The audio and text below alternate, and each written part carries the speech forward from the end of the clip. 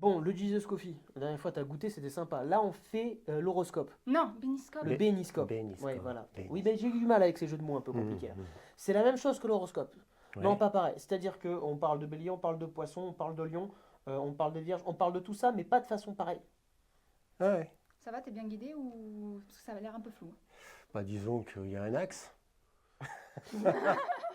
Pour vous les célibataires, pour vous les solos, j'ai un petit verset pour vous ce matin. C'est dans Matthieu, chapitre 18, verset 19, qui nous dit ceci. « Je vous dis encore que si deux d'entre vous s'accordent sur la terre pour demander une chose quelconque, elle leur sera accordée par mon Père qui est dans les cieux. » Ici, dans le mot « accorder », c'est le mot « s'attacher à quelqu'un ». C'est vrai que les célibataires, on dit qu'ils seront solos, c'est un statut. Et moi, je vous invite à pas être solo du tout, à trouver des coéquipiers de prière, des coéquipiers, de même sexe de préférence, c'est beaucoup mieux, mais des coéquipiers de prière qui vont prier avec vous sur toutes sortes de sujets, sur votre célibat, sur les difficultés du célibat, et c'est très important pour ne pas rester isolé dans votre célibat. Pour vous les couples, que le mari accorde à sa femme ce qu'il lui doit et que la femme agisse de même envers son mari, car le corps de la femme ne lui appartient plus, il est à son mari, de même le corps du mari ne lui appartient plus, il est à sa femme.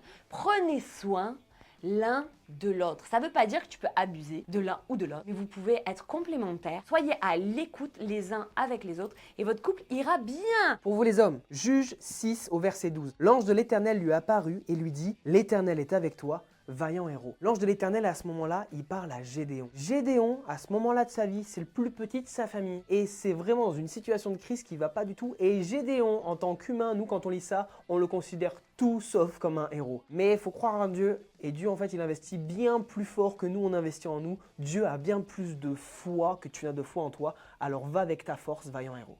Pour vous les anciens, Proverbe 20, 29. La fierté des jeunes gens, c'est leur force, mais l'honneur des vieillards, ce sont leurs cheveux blancs. L'honneur, ça veut dire splendeur, éclat, ornement, majesté, gloire. Alors portez fièrement cette couronne de cheveux blancs.